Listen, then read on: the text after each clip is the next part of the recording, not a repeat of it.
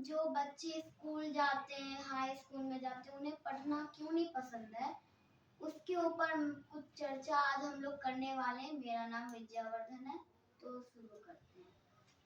तो पापा, आपका पहला सवाल है कि पढ़ने में अगर मेडल मिल भी जाता है तो 2-3 दिन ही चर्चा होती है, उसके बाद तो नामो निशान भी नहीं बचता है, तो पढ़ने का क्या फायदा?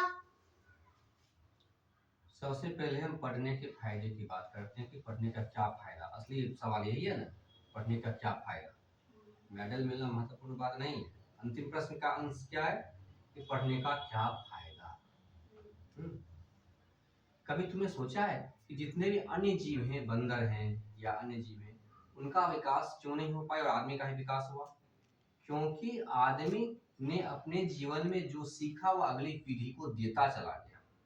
इसलिए उसकी जो शिक्षा है, उसका जो अनुभव है, वह बढ़ता चला गया, वह सुसंस्कृत होता चला गया। उसकी कलाएं, उसके विज्ञान सब अगली पीढ़ी को हैंडओवर करते चले गए और इसलिए आदमी विकसित होता चला गया। बाकी अन्य सब जीव ज्यों का त्यों वहीं रुका हुआ है, क्योंकि उसके पास भाषा नहीं है। वह अपने ज्ञान को, अपने अनुभव को अपनी संतति तक नहीं बांट पाता है। इसलिए उसके माता पिता जो गलती करते हैं, उसके बच्चे भी पुनः वही गलती करते हैं, उसके बच्चे भी पुनः वही गलती, वही जीवन बार बार जीते जा रहे हैं, मरते जा रहे हैं। लेकिन आदमी में क्या है? आदमी में विकास होता चला जाता है। पिता ने जो गलती करी, पुत्र वो गलती नहीं करेगा। पुत्र ने जो गलती करी, पुत्र का जो पौत्र है वो गलती नहीं करेगा। वो सीखता चला जाता है, आगे बढ़ता चला जाता है। तो पढ़ना क्या है? पढ़ना यही है कि पुत्र पिता से जो सीखता है उसी को कहते हैं पढ़ना। पढ़ने का तात्पर्य यह नहीं है कि सिर्फ किताब पढ़ना। पढ़ने का मतलब है सीखना, लर्न करना। हम अपने वातावरण से लर्न करते हैं। यह तो हमारे तो वो सब तो पढ़ाया ही नहीं जाता। हाँ, पढ़ाया जाता है, क्योंकि जानकारी बहुत अधिक संख्या में, बहुत अधिक मात्रा में जानकारी विकसित होगी। इसलिए एक सुनियोजित व्यवस्था बनाई गई स्कूल की कि बहुत सारी जानकारियां इस बुक में छाप दिया जाए, एक आदमी नियुक्त कर दिया जाए जो कि बच्चों को बात बताएगा। तो पढ़ना बहुत बोरिंग है, पढ़ने का मन ही नहीं कर रहा। पढ़ना बहुत बोरिंग इसलिए तुम्हें लगता है क्योंकि पढ़ने का जो यह महत्व जो मैं तुम्हें भी बतलाया, उस महत्व को तुम ध्यान में नहीं रखती। जरा सोचो कि अगर इतनी सारी विरासत शिक्षा की जो खोजी गई हो, विरासत का मतलब है कि हमारी जो पिछली पीढ़ियों ने जो ज्ञान अर्जित किया, जो तुम्हें एक ही बार मिल गया। अगर मान लो कि तुम प्रागैतिहासिक काल में जन्म ली होती, जहाँ की आग की भी खोज नहीं हो रही होती, बताओ तुम्हारा जीवन कैसा होता? मान लो 2 भाई हो, तुम्हें पता है एक भाई का जन्म ऐसी जगह पे हो गया जहाँ पे कि अभी किसी चीज की खोज नहीं हुई है, एग्रीकल्चर की भी खोज नहीं हुई है, जंगली जीवन जीना है, और एक व्यक्ति का जन्म हो गया अमेरिका में। दोनों फोन पर बात करते हैं। अब बताओ दोनों क्या बात करेंगे? वो कहेगा यार मेरे यहाँ इंटरनेट है, मेरे यहाँ ये है, मेरे यहाँ वो है। वो कहेगा यार मेरे यहाँ तो कुछ है ही नहीं, मेरे पास तो सिखाने वाला भी कोई नहीं है, क्या करें? क्या कठिनाई होती? जो व्यक्ति जंगल में जी रहा होगा, जो व्यक्ति अमेरिका में, दोनों व्यक्ति के जीवन में कितना बड़ा अंतर होगा।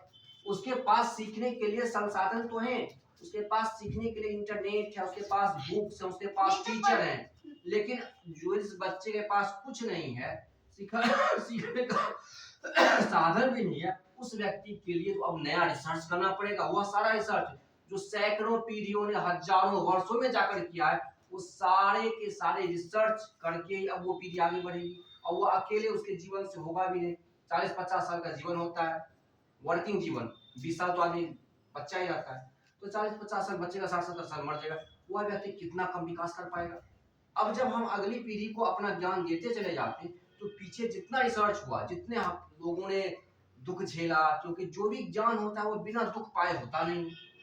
कितनी अधिक मात्रा में लोगों ने दुख झेला होगा, तब जाकर के यह जानकारी तुम्हें मिली। फॉर एग्जाम्पल जैसे थॉमस अल्वा एडिसन ने बल्ब की खोज करी।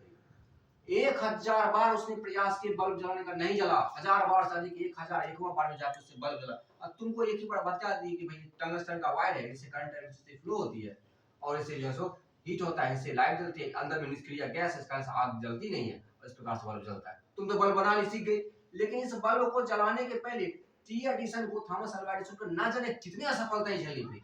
वो असफलता तुम्हें तो नहीं झेलनी पड़ी। यह तो तुम्हारे पास सौभाग्य की बात होनी चाहिए। तुम्हें जो बिजली का बल्ब कैसे फंक्शन करता है, ये जो तुम पढ़ रही हो, इसे तुम बड़े सौभाग्य की दृष्टि से पढ़ो कि तुम्हें किसी का जो दुख दर्द झेला हुआ, किसी की असफलताओं की जो लंबी श्रृंखला है, उससे तुम्हें गुजरना नहीं पड़ा। और उसका जो रिसर्च है वो तुम्हें डायरेक्टली पढ़ने के लिए मिल गया, डायरेक्ट। तो तुम्हें तो बहुत खुश होना चाहिए। तुमसे बोझ की तरह क्या ले रही हो, या तुम्हारा नजरिया क्या है? तुम अपने नजरिए को ठीक करो। तुम्हारा जो शिक्षा के प्रति जो नजरिया है, उस नजरिए को ठीक करो। मेडल फैडल कुछ नहीं है, हटा मेडल को। असली फायदा मेडल नहीं है, असली फायदा है कि ज्ञान की जो परंपरा है, विद्या की जो परंपरा है, उस परंपरा के हम वाहक बने और इस परंपरा को हम और आगे बढ़ाएं, जीवन को सरल बनाएं, खुद का भी जीवन सरल बनाएं और दूसरों का भी जीवन सरल बनाएं। आशा करता हूं ये सवाल समझ में तुम्हें आया होगा और अगली कड़ी में हम अगले प्रश्न पर विचार करेंगे। ठीक है।